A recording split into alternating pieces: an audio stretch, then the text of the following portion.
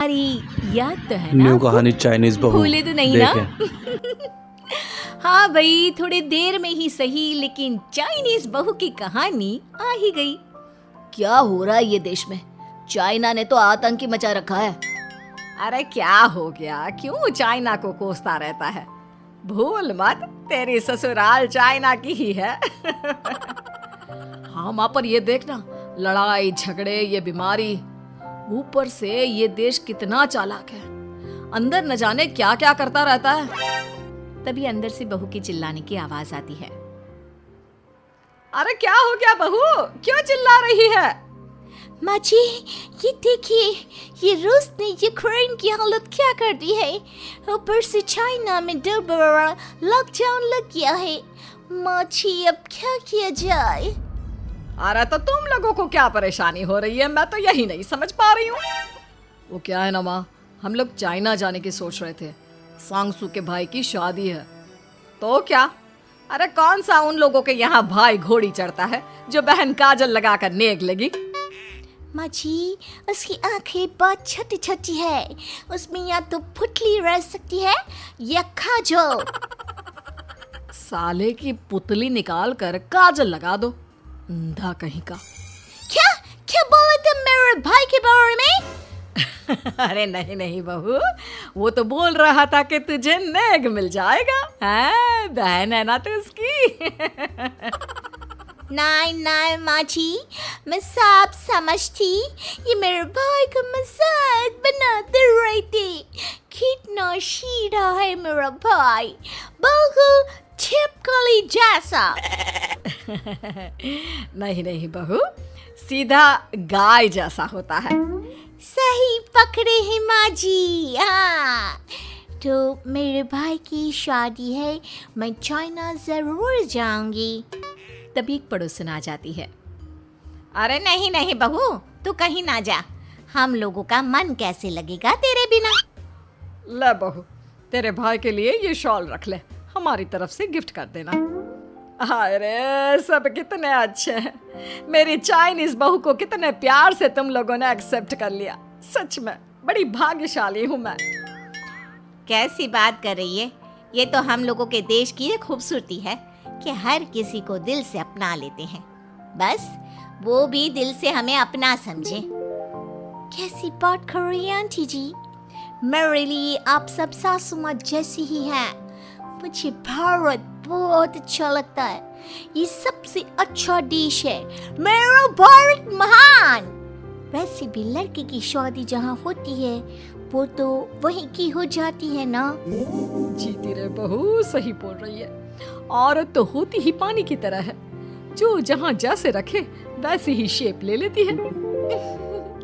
Aunty जी, ये थोड़ा सा ज्यादा हो गया, समझ नहीं आया। नो प्रॉब्लम, मैं चाय बना कर लाती हूँ।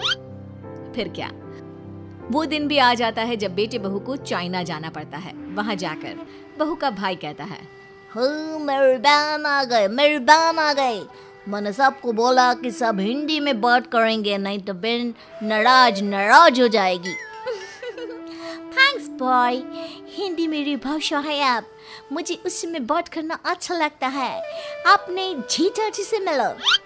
ओ बहन, तुम अंदर चलो। सभी बहू को अंदर लेकर चले जाते हैं, लेकिन सांगसू का पति, वो तो बेचारा चाइना के ससुराल के आंगन में अकेला खड़ा रहता है। काफी देर तक जब कोई उसे नहीं पूछता तो वो माँ को घर पर फोन करता है। हाँ बेटा, पहुँच गए ना कुशल मंगल? हाँ माँ, लेकिन सांगसू पता नहीं कहाँ है। वो तो अंदर गई है, तब से बाहर आई ही नहीं। अरे कैसी बात कर रहा है? तो तू अंदर चला जा, तू बाहर क्यों है? अरे दामाद है तू वहाँ का, उन लोगों ने तुझे बिठाया, चाय पानी कुछ नहीं पूछा? नहीं ना माँ। तभी सामने से सांगसू आती है। क्यों आप अभी तक तैयार नहीं हुए? और ये बैग लेकर क्यों कमरे से बाहर आए? इसे वहीं रख देते। कमरा? कौन सा कमरा? अरे कैसी बात कर रही हो? जब से तुम अंदर गई हो मैं बाहर ही तो खड़ा हूँ। बहू को बहुत हैरानी होती है और गुस्सा भी आता है। तभी उसका भाई और माँ आ जाते हैं। और सांगसू, अंदर खाना लग गया है। पहले ये बताओ कि मेरे पति को किसी ने खाना या पानी क्यों नहीं पूछा? वो भारत से ससुराल पहली बार आया है, वो भी मेरे कहने पर।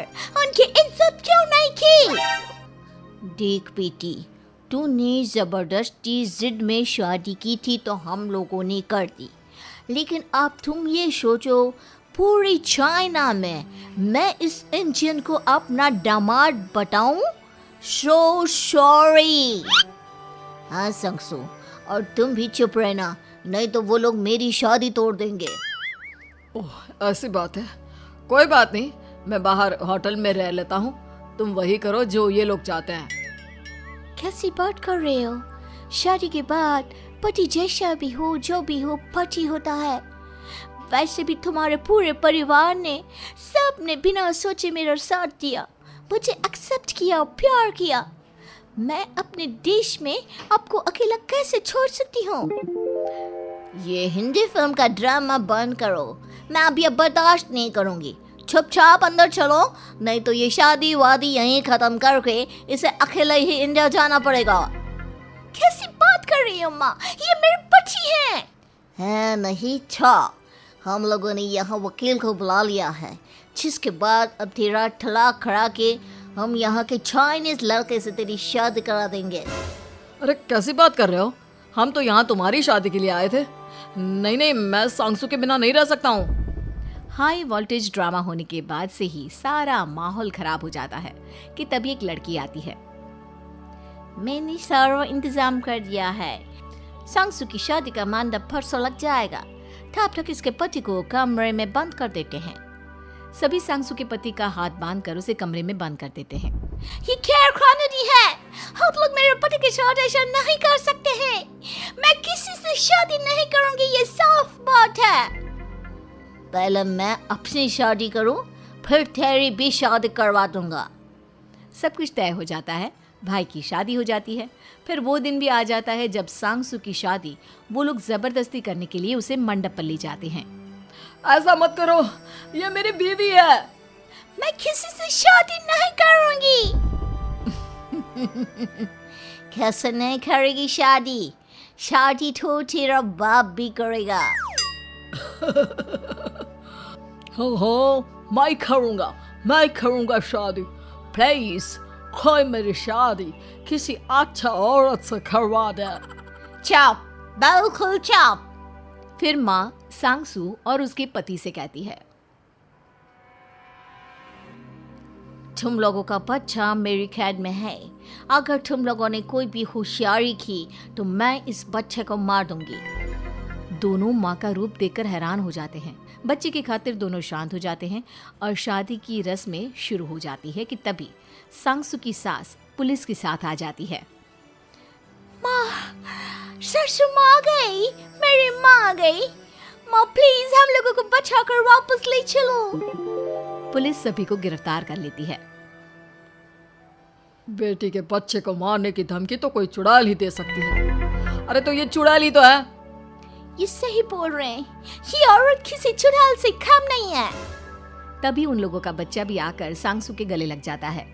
माँ, तू सही समय पर आ गई, लेकिन तुझे कैसे पता चला कि यहाँ ये सब हो रहा है? बेटा, ये चाइनीज लोग ना होते ही धोखेबाज हैं।